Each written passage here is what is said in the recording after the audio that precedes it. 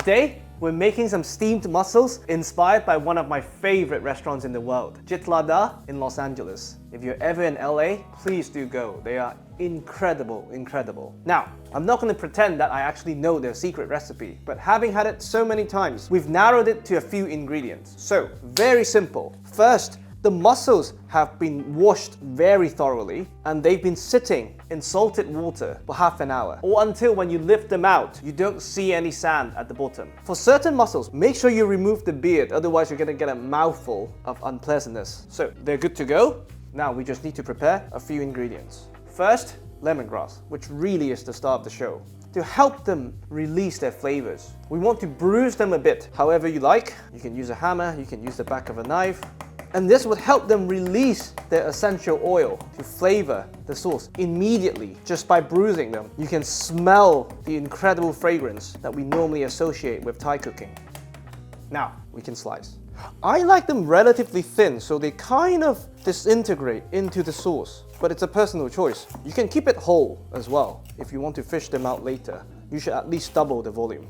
The stalk side is really the flavoursome side, just like a scallion. Perfect. Now, bird's eye chilies. When it comes to spices, there really is no need to be a hero. If you're making it for the first time, I wouldn't even chop it. I would just add one whole one to the dish for you to gauge the spice level. And then maybe the next time you could spice it up a bit by chopping them. I personally add one for myself each time, chopped.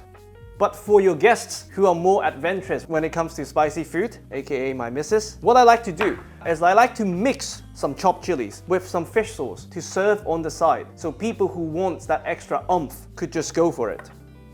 Make sure you wash your hands after that. And you just cover it with a tiny bit of fish sauce. And now we can cook. Very simple. Stove on, medium-high heat. By the way, for most shellfish related dishes, I always prefer a flat surface, a casserole, or a pan instead of a pot. I know a pot is very festive, but with this, the shellfish to sauce contact is almost perfect. Every time you take something out, you get a bit of the sauce instead of having to mix to get to the bottom of the pot. So give this a try. Once this has a bit of heat, we add a bit of olive oil or any neutral oil, it doesn't really matter. Lemongrass and the bird's eye chilies. They go in to toast a tiny bit for the essential oil to really be released. Garlic also works really well, but just because I'm trying to recreate what Jitlada did, I'll refrain from using it. Once you can smell this beautiful fragrance, we add the mussels. Try to take them from the bowl like this instead of just pouring, so you don't introduce unnecessary liquid. You see what I mean? We mix it a bit. Once everything is evenly coated, we add some kaffir lime leaves. They will impart so much flavor. Smack them a bit to help them release their essential oil. A few sprigs of Thai basil.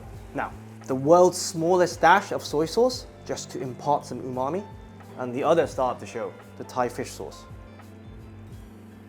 Lid on. We keep this at medium heat. For about 5 minutes, you'll start hearing the popping sound. When the vigorous popping starts to slow down, means it's getting there. It's almost ready. After about 5 minutes and a bit of lovely popping sounds, we have this beauty. The smell is incredible, and the mussel juices, they have formed this wonderful sauce. So give it a mix. Oh, this is perfect. Taste to check for seasoning. Wow, this is incredible. Stove off. Last bit of garnish, a bit of lime juice, just to balance the fish sauce.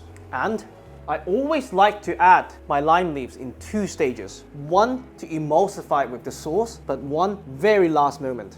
And we add them very thin. You can use your knife, you can use a pair of scissors. And this really brings a lot of brightness to the dish. And as they hit the mussels, you can actually smell the lime leaves. Perfect. Just a tiny bit fresh Thai basil to garnish. And that's it. One of my favorite dishes from one of my favorite restaurants. This is steamed mussels, Jitlada style. I really hope you enjoy.